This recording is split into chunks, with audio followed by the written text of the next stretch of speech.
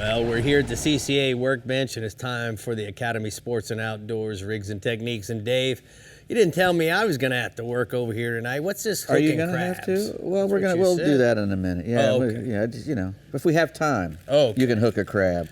Right. But there's nothing better than using a live bait. As far as productivity goes. I mean, it's a lot more challenging, and it's quite a bit of fun to fool a fish with an artificial bait, and you get a little bit more of a pride, sometimes when you're doing that sort of thing. But I tell you what, when the push comes to shove and it's time to catch one, you can't beat a live bait. Because, when you're feeding them something that they're used to eating every day, that's going to be in your favor. So, we got several ways of catching live baits. You heard the captains talk about some of them. Using a cast net is a great way to catch bait. You can catch a whole lot of bait at once. If you're in the right spot and you find them, you can throw the net one time and fill up a well full of 300 baits. It's got a few cons, though. Can ding up the bait pretty good. Knock the scales off. Bust them up a little. They get their heads halfway through, and you end up, strangling half of them. Yeah, they're all bouncing around the deck. Yeah. So the bait can get beat up a little bit. Not only that, you can bring in a lot of trash.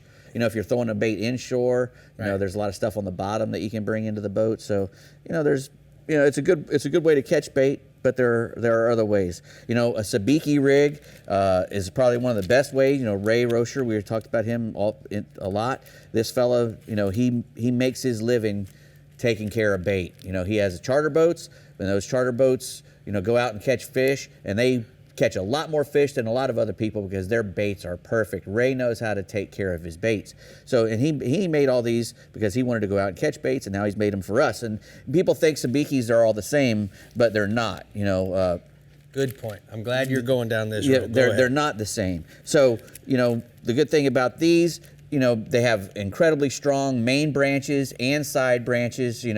They're from the smallest ones. He's got 10-pound main branch and a 6-pound on his branches off. This one's has got a little bit more.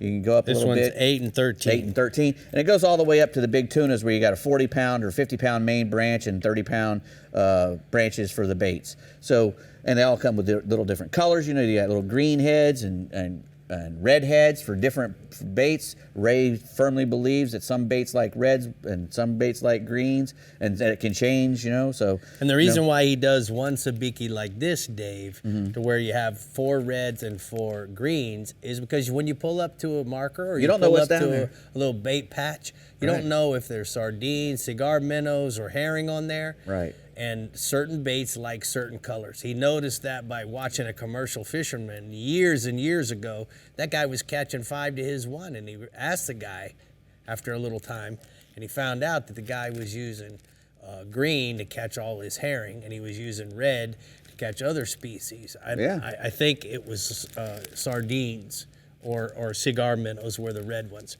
But, so he created a whole sabiki mess with that, Well, when you're using a sabiki rig and you're catching even our little gold hooks, the best thing to do is not to handle the baits much at all. You want to use a de-hooker, either a little wrist one there or that one's you can put on your wrist and forget about it, or you can use one of the other ones here. All the sabikis that Ray makes has a little designation on there for the de-hooker to use as well.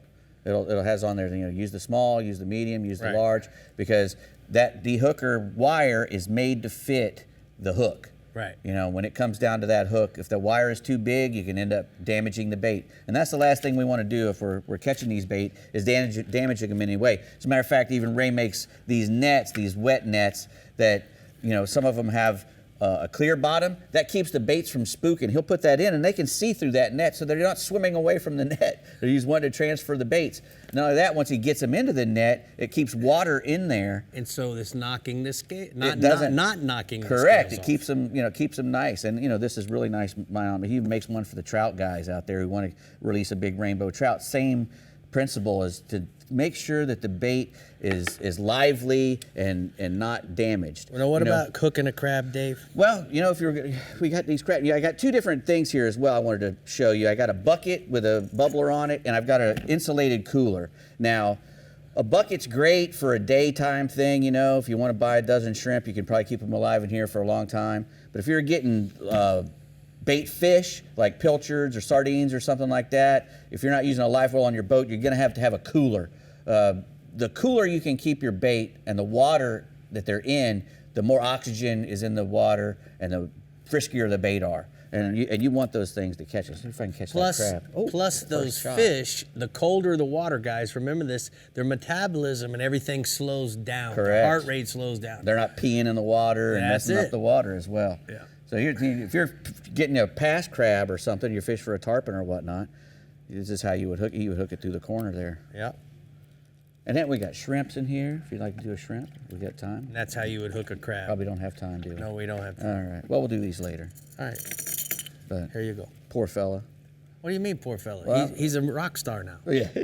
Just like Brie.